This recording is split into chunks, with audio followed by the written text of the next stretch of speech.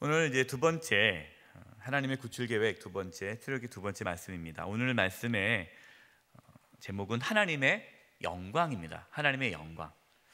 이 영광이라는 단어, 하나님의 영광이라는 단어가 출애굽기에서 아주 중요한 주제인데요. 영광이라는 그 단어를 잠깐 살펴보고자 합니다.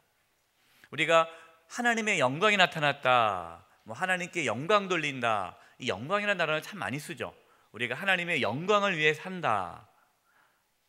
많은 단어를 우리가 많이 영광인 단어를 많이 쓰고 있는데 정확한 그 단어의 개념을 이해하는 것이 필요합니다. 첫 번째, 영광의 가장 중요한 뜻은 하나님의 나타나심입니다. 나타나심. 하나님의 임재. 그러니까 하나님의 영광이 가득 찼다라는 것은 무슨 말이죠? 하나님의 임재가, 하나님이 이곳에 우리 가운데 임하셨다라는 뜻이에요. 그래서 영광이라는 가장 중요한 뜻은 하나님의 임재, 하나님의 나타나심, 어려운 말로 하나님의 현현, 이것을 이제 영광이라고 합니다. 그래서 하나님의 영광이 나타났다라는 거죠. 그러니까 하나님이 나타난 거예요. 하나님의 살아계심이. 그러니까 출애굽기, 이 출애굽기의 말씀을 통해서 하나님이 나타난 거죠. 하나님의 살아계심이 증거된 거예요. 그동안 이스라엘의 하나님, 아브라함의 하나님, 이삭의 하나님, 야곱의 하나님, 그냥 하나의 조그만 작은 한 족장이죠. 하나의 부족의 하나님처럼 보였는데 이것이 이제 출애굽기로 넘어가면서 민족이 되죠. 민족. 그럼 이스라엘의 하나님인데 출애굽기 말씀을 통해서 하나님은 이스라엘의 하나님이 아니라 모든 민족의 하나님임을 나타나게 되는 거죠. 그래서 이것이 하나님의 영광입니다. 출애굽기에서 우리가 출애굽기 말씀을 묵상하면서 우리가 깨달아야 할 것은 하나님이 이제 열방 가운데 나타나신 거죠. 만왕의 왕이시고. 그렇기 때문에 출애굽기 말씀을 통해서 다른 모든 신들, 다른 각 열방들이 섬기는 모든 신들은 다 거짓된 신이다라는 것이 드러나게 되는 거예요. 아무것도 아니고 우상이고, 살아계신 하나님, 살아계신 신, 진짜 하나님은 여호와 하나님 한 분밖에 없음을 어떻게 된 겁니까? 드러나게 된 거죠. 이것이 하나님의 영광입니다. 영광. 그래서 우리가 이제 출애굽기 말씀 두 번째 말씀을 통해 하나님의 영광을 우리가 경험할 수 있기를 바랍니다. 그 말은 뭐냐면 우리의 삶에 하나님의 살아계심이 실제적으로 출애굽기 이 말씀에서 나타났던 하나님의 그 놀라운 능력이 우리 가운데 나타나야 되는 것이죠. 하나님 어떤 분인가? 하나님 이런 분이다. 여러분 그걸 알아서 뭐합니까? 그 하나님 우리 삶 가운데 경험돼야죠. 정말 하나님이 살아계시다면 우리의 삶에서 그러한 하나님의 놀라운 능력이 나타나야 되지 않겠습니까? 이것이 하나님의 영광을 위해 사는 거예요. 하나님의 영광이 나타나야 되는 거예요. 그래서 저는 오늘 말씀을 통해서 먼저 저와 여러분의 삶에 하나님의 영광이 나타나기를 바랍니다. 하나님의 현현, 나타나심. 두 번째로 영광, 이 영광이라는 단어의 의미에는 높이다, 찬양하다라는 의미가 있어요. 그래서 하나님께 영광, 그러면은 하나님을 높이는 거죠. 하나님을 찬양하는 거예요. 그래서 할렐루야, 하나님을 찬양하라. 찬양이라는 그 단어도 그냥 노래를 부르는 게 찬양이 아니라 하나님을 높이다, 이것이 찬양이에요. 그래서 박수로도 높이는 거고, 춤으로도 높이는 거고, 노래로 높이는 거고, 또 선포함으로 높이는 거고, 하나님을 이렇게 높이는 거죠. 하나님이 하나님 되심을 나타내는 것, 이것이 하나님을 높이는 거죠. 그러니까 하나님의 영광이 나타나면 하나님의 현현, 그러니까 하나님이 나타나시면 하나님이 당연히 높아질 수밖에 없겠죠. 하나님은 다르시잖아요. 그래서 하나님의 영광 안에는 하나님의 나타나심과 그 나타나심의 하나님, 하나님의 나타나심으로 말미암아 하나님이 높임을 받게 되는 거죠. 그래서 이 두 가지가 영광의 중요한 개념입니다. 그래서 출애굽기 말씀을 통해 이 두 가지가 다 이루어지는 거죠. 하나님의 나타나심과 하나님의 임재와 또 그곳을 인한 하나님에 대한 찬양, 경배가 출애굽기의 전체 주제라고 볼 수 있는 겁니다.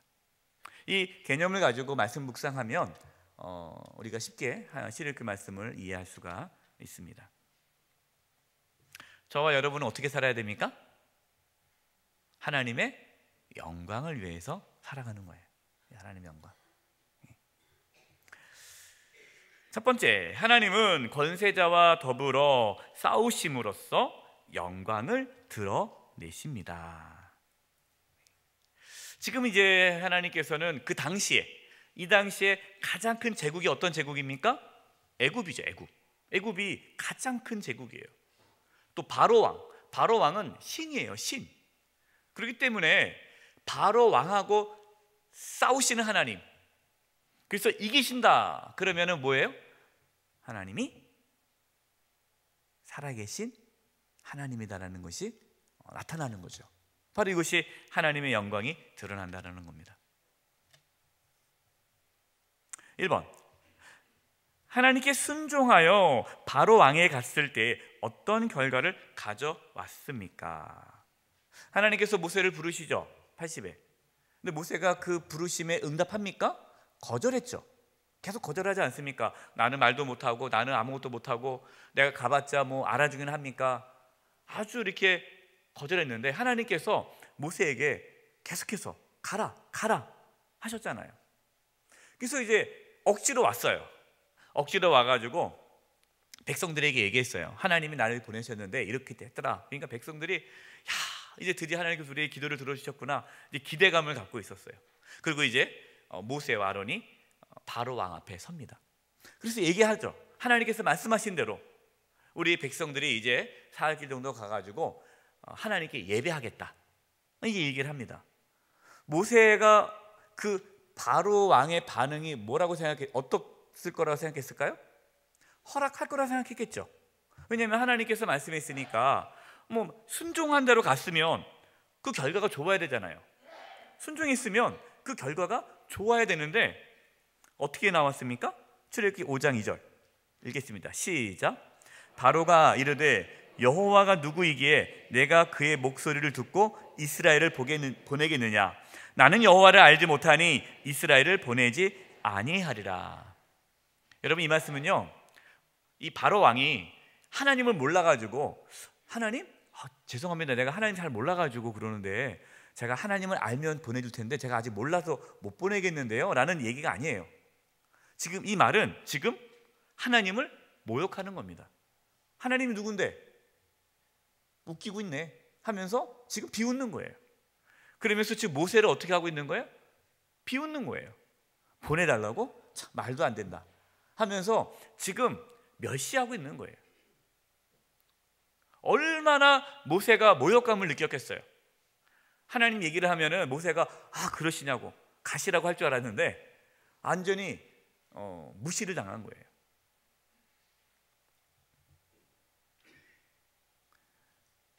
여러분, 모세가 기분이 어땠을 것 같아요? 힘들게 안 가겠다고 그렇게 했는데, 순종했는데 결국 그 순종의 결과가 뭡니까? 수치와 부끄러움과 완전히 이게 모욕을 당한 거잖아요. 어디 그뿐입니까? 이스라엘 백성이 더 힘들게 됐어요. 바로가 생각하기에 이것들 봐라, 지금 시간이 남아 도나 보지, 가서 예배 드리겠다고? 그래, 너희들이 시간이 많구나 해가지고 이제 어떻게 하면 더 힘들게 하는 거예요. 그전에는 벽돌을 만드는데 집을 줬어요. 지푸라기를 줬는데 이제는 지푸라기를 안 주는 거예요. 지푸라기를 너희가 이제 알아서 구해와서 벽돌을 만들어라. 대신 옛날과 벽돌 수는 똑같다.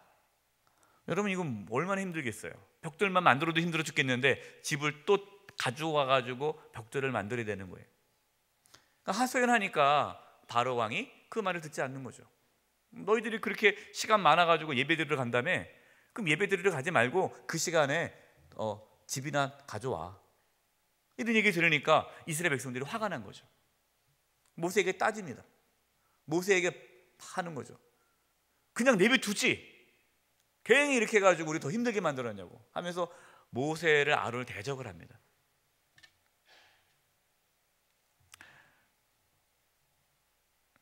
여러분 혹시 내가 하나님 말씀에 순종했는데 그 결과가 잘 안 돼서, 아니 그 전보다 더 안 좋게 돼서 더 오히려 민망하거나 부끄럽거나 힘든 거 경험해 본 적 없으십니까?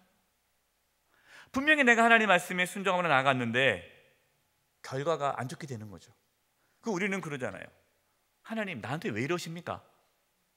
아니 내가 뭐 한다고 했습니까? 하나님께서 하라고 했는데 이렇게 하면 저 어떡합니까? 이런 말 나오지 않습니까?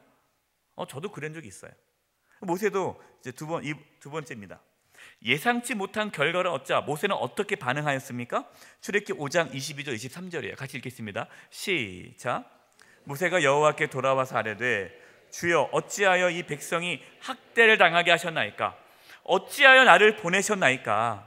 내가 바로에게 돌아가서 주의 이름으로 말한 후부터 그가 이 백성을 더 학대하며 주께서도 주의 백성을 구원하지 아니하시나이다. 여러분 이러한 고백을 해본 적 없으세요? 네. 저는 있어요. 기도하고 어느 교회 부임했는데 너무너무 힘들어가지고요. 제가 그 교회에 이건 교회가 아니다 생각이 들어서 하나님께 하소연한 적이 있어요. 하나님 왜 저를 이곳에 보내셨습니까? 말씀 안 하시더라고요. 너무너무 힘들었어요. 제가 이제 그런 얘기를 많이 들어요. 개척하신 어떤 목사님이 저한테 속 얘기를 하는 거예요. 목사님 솔직히 너무 힘듭니다. 그래서 그 힘들죠 했더니 다른 게 힘든 게 아니라 하나님께서 자기에게 분명하게 개척하라고 말씀을 주셔서 개척했다라는 거예요. 근데 지금 수십 년째 성도가 없는 거예요. 그게 너무 힘든 거죠. 자기는 하나님의 말씀에 순종해서 나갔는데 그러면 뭔가가 열매가 맺어야 될 거 아니에요. 근데 없는 거예요. 우리 삶에 여러분 그런 일이 있어요. 우리가 말로는 여러분 하나님 의지하십시오, 하나님 믿고 나아가면 잘 됩니다라고 그런 말씀을 듣지만 실제적으로 우리의 삶에 그렇지 않을 때가 너무나 많다는 거죠. 여러분 그럴 때 여러분 어떻게 하십니까? 모세처럼 따지시겠습니까? 따질 수 있죠. 세 번째, 순종함으로 고난을 겪었을 때 우리는 어떻게 반응해야 할까요? 베드로전서 2장 19절과 21절입니다. 부당하게 고난을 받아도 누구를 생각함으로? 하나님을 생각함으로 슬픔을 참으면 이는 아름다우나. 우리가 부당하게 고난을 받아요. 부당하게. 그러니까 자기가 잘못한 게 없어요. 내가 잘못한 게 아니라 하나님 말씀에 순종함으로 찾아오는 고난이 있다라는 거예요. 그럴 때 누구를 생각해야 됩니까? 하나님을 생각해야 됩니다. 하나님을 생각한다는 게 뭘까요? 하나님의 무엇을 생각하는 겁니까? 선하심을 생각하는 거죠. 나는 아직 모르지만 하나님의 뜻이 있다. 지금 나는 괴롭지만 하나님의 뜻이 있다. 이거를 생각해야 되는 거예요. 그래서 슬픔이 있죠. 고통이 있죠. 근데 그 슬픔을 어떻게 해야 됩니까? 참으면, 인내하면 이는 아름다우나. 그래서 제가 만약에 그때 뭐 교회 가가지고 너무 힘들어가지고 하나님 원망하면서 제가 그 교회를 뛰쳐나왔다면 아름답지 않았을 거예요. 저희 목회의 삶이. 그러나 그 가운데 하나님의 선하심을 믿고 내 감정적으로는 힘들지만 그러나 하나님의 선하심을 내가 믿고 견딘 거죠. 그랬더니 그 교회에서 사역이 아름답게 됐고 저의 삶에, 저의 목회 여정에 큰 유익이 됐다는 것을 저는 나중에 알게 된 거죠. 아마 여러분 다 경험하셨을 겁니다. 바로 그 얘기예요. 20절, 죄가 있어 매를 맞고 참으면 무슨 칭찬이 있으리요. 어떤 분들은 자기가 잘못하고 고난받은 거 가지고 이거 나에게 주신 고난이라고 하는데, 여러분 하나님께 주신 고난하고 자기가 잘못해서 받은 고난하고 구분하셔야 돼요. 절대로 자기가 잘못해서 받은 고난을 하나님께 주신 고난이라고 하면 안 됩니다. 그러나 선을 행함으로 고난을 받고 참으면 이는 하나님 앞에서 뭐하다고요? 아름다우니라.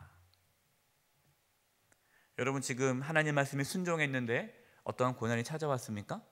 순종했는데 예상치 못했던 어려움이 찾아왔습니까? 견딜 수 있기를 바랍니다. 그러면 그것이 하나님 앞에 아름다움이 됩니다.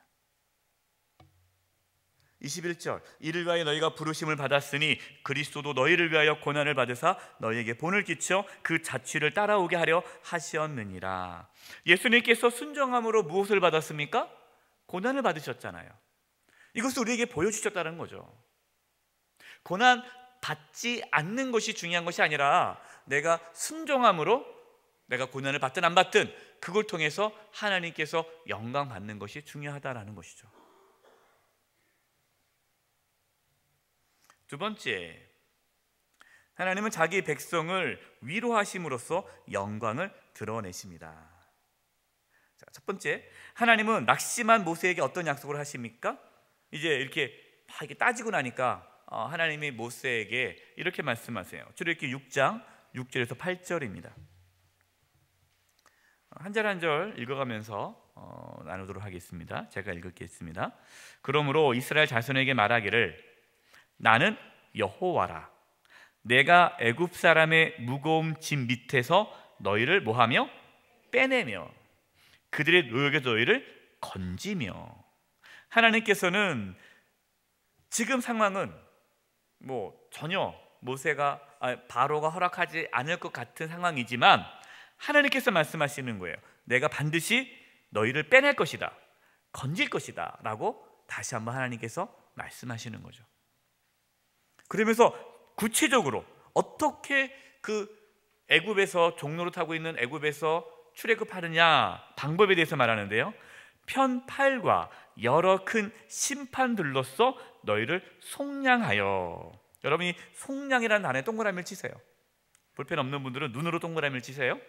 속량, 중요한 단어이기 때문에 그래요. 이 속량이라는 단어에는 두 가지 의미가 있는데요. 속량, 첫 번째는 어떠한 값을 주고 사는 게 속량이에요. 그래서 하나님께서 우리의 죄를 속량하셨잖아요. 그럼 죄값을 치르신 거예요. 이걸 속량이라고 해요. 돈을 주고 사는 거죠.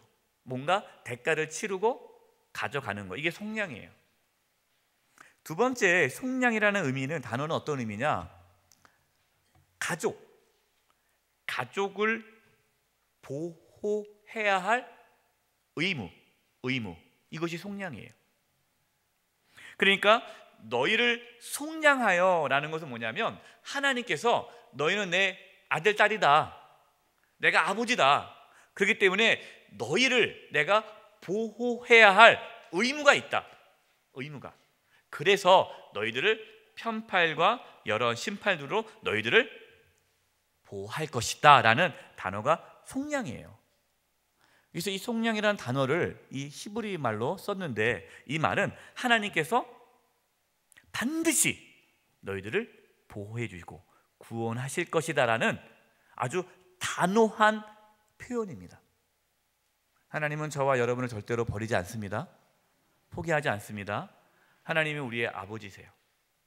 아버지세요. 그래서 7절, 너희를 내 백성으로 삼고 나는 너희 하나님이 되리니.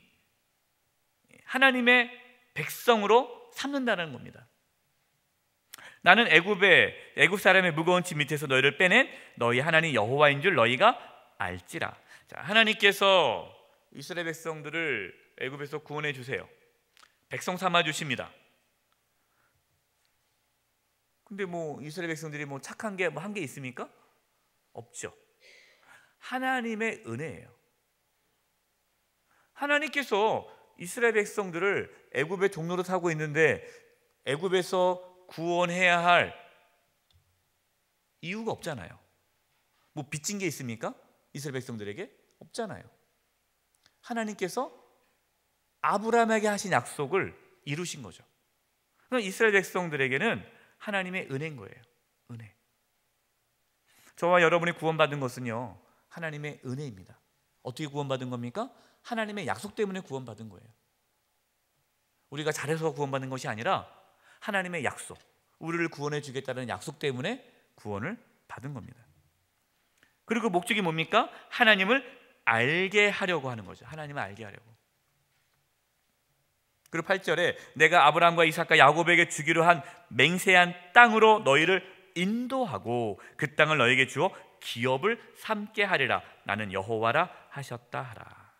기업을 주신다는 거죠. 기업. 이거는 이제 미래에 대한 하나님의 구원을 뜻하는 거죠.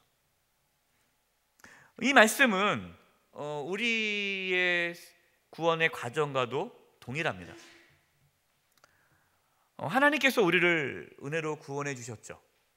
그리고 결국 우리를 어떻게 하십니까? 궁극적으로는 승리케 하시죠. 이스라엘 백성들이 가나안 땅에 들어가기 전까지 어려움이 없었나요? 있었죠.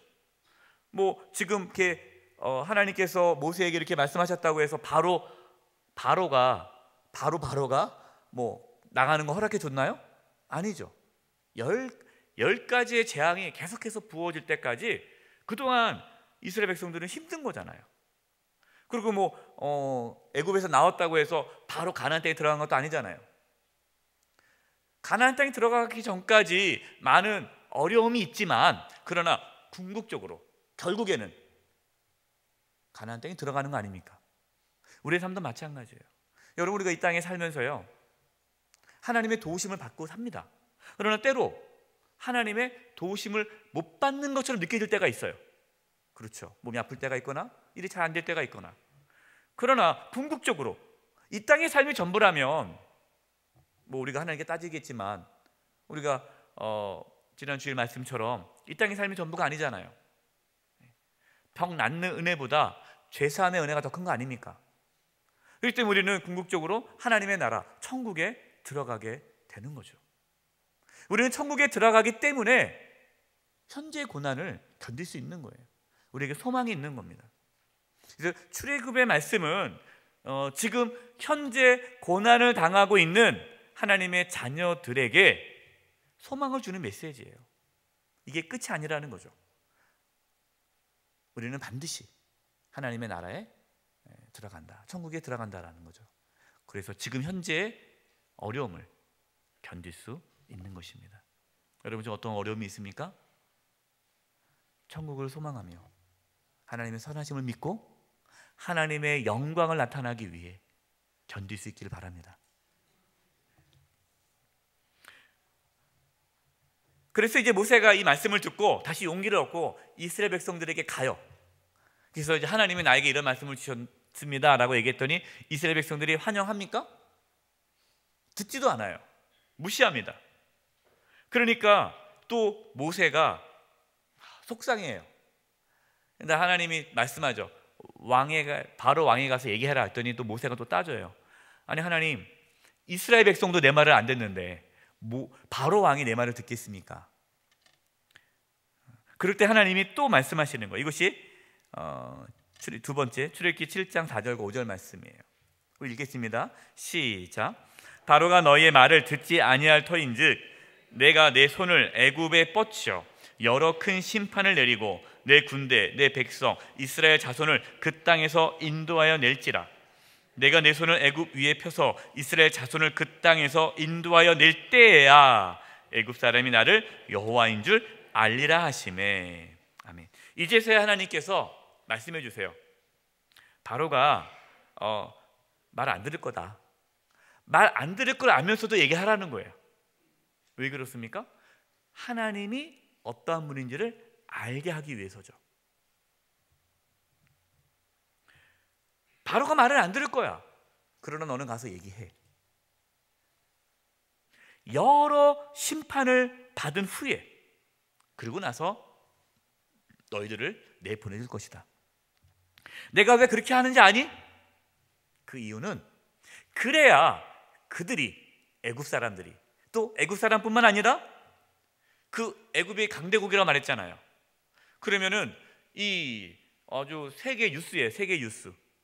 이 애굽에서 종로로 사는 이스라엘 백성들이 그들이 믿는 하나님이란 분이 10가지 재앙을 내려서 이렇게 나온다는 것이 그 당시에 엄청난 큰 뉴스 아니겠습니까?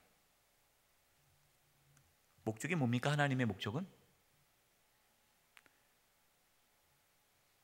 애굽 사람들도 하나님을 알게 하는 데 있는 것이죠. 이것이 하나님의 영광입니다. 하나님의 관심은 애굽 사람들도 바로 왕도 하나님의 영광을 보기를 원한 것입니다. 하나님께서 이스라엘이라는 민족을 통해서 모든 열방이 하나님의 영광을 보기를 원한 것이죠. 하나님께서 저와 여러분을 구원하신 목적이 뭡니까? 우리만 예수 믿고 천국 가라고 우리를 구원해 주신 건가요? 아니에요.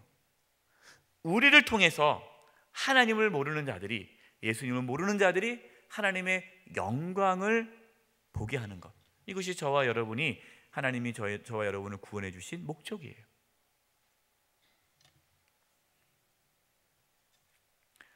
이제 하나님의 영광을 드러내기 위해 하나님께서 구체적으로 세 번째, 거짓 신들과 맞서심으로 영광을 드러내십니다.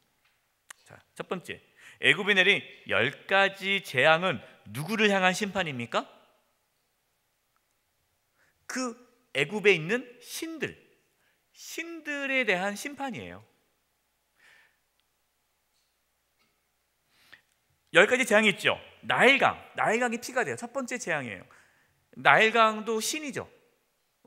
지금 애굽 사람들은 나일강을 아주 중요하게 여기지 않습니까? 그래서 나일강이 신이에요. 근데 그 자신들이 믿는 그 신이 핏물이 됐어요. 먹을 수가 없게 된 거예요. 그러니까 자기가 믿던 신이 하나님의 심판으로 벌받고 있는 거죠. 그다음 개구리도 신입니다. 그 당시에 애굽에 신이 개구리가 있어요. 근데 개구리가 또 막 나타나는 거예요. 자, 여기까지 나일강, 피, 개구리까지는요, 이 애굽의 요술사, 애굽의 마법사들도 따라 흉내냈어요. 그러니까 이 바로가 마음이 강팍해졌죠. 뭐 이 정도는 우리도 할 수 있어. 근데 세 번째 재앙부터는 애굽에 있는 요술사들이 따라하지 못합니다. 그리고 이렇게 얘기하죠. 이것은 하나님의 권능입니다 하고 요술사들도 하나님의 영광을 보게 돼요. 이것이 세 번째인데, 세 번째 재앙이 뭡니까? 이예요. 이. 그 당시에 애굽의 신 중에 어떤 신이 있느냐? 땅의 신이 있었어요. 땅의 신. 그래서 모세가 이 이를 어떻게 만듭니까? 땅에 있는 티끌을 해서 공중에 뿌리니까 이가 나타나가지고 막 사람들을 막 괴롭히는 거예요. 짐승들도. 이것은 땅의 신을 심판하는 거죠. 다 이렇게 여기서 이 재앙부터는 요술사가 따라하지 못해요. 뭘 말씀하시는 겁니까? 하나님이 다른 신들과 다르다라는 것을 보여주고 있는 거예요. 파리 재앙이 나타났어요. 근데 이 파리 네 번째 재앙부터는요, 이스라엘 백성들이 있는 고센 땅, 그 당시에 고센 땅이 이스라엘 백성들이 거주하고 있었거든요. 이 고센 땅에는 파리가 없어요. 나머지는 다 파리가 있는데, 이때부터 네 번째 재앙부터 구별하십니다. 구별. 이스라엘 백성과 애굽 사람들과 구별하면서 심판을 하세요.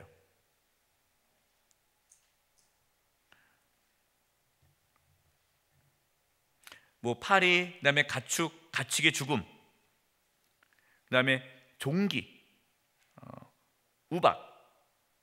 우박은 이제 하늘의 신에 대한 하나님의 심판이고요. 뭐 우박이 내리니까 다 먹을 게 없어졌잖아요. 그래도 조금 남은 그것들을 메뚜기가 와가지고 다 쓸어가지 않습니까? 예. 이 메뚜기는 어떤 신에 대한 심판이에요? 예. 농업의 신, 농작물의 신. 그러니까 우리가 이 신을 잘 믿으면 풍년이 될 것이다 했는데, 아무리 숨겨도 하나님이 메뚜기를 보내니까 싹 사라져 버린 거예요. 흑암은 무슨 신에 대한 심판일까요? 태양신이죠. 태양신. 마지막에 장자의 죽음. 이 바로 왕의 아들 장자는 신의 후계자 아닙니까? 그러니까 뭘 지금 말씀하시는 거냐면, 지금 애굽에 있는 모든 신들이 다 거짓이다. 그리고 그 신들과 하나님은 다르다. 하나님의 영광을 나타내는 겁니다. 출애굽기 7장 17절 18절. 예. 제가 읽겠습니다. 여호와가 이같이 이르노니 내가 이로 말미암아 나를 여호와인 줄 알리라.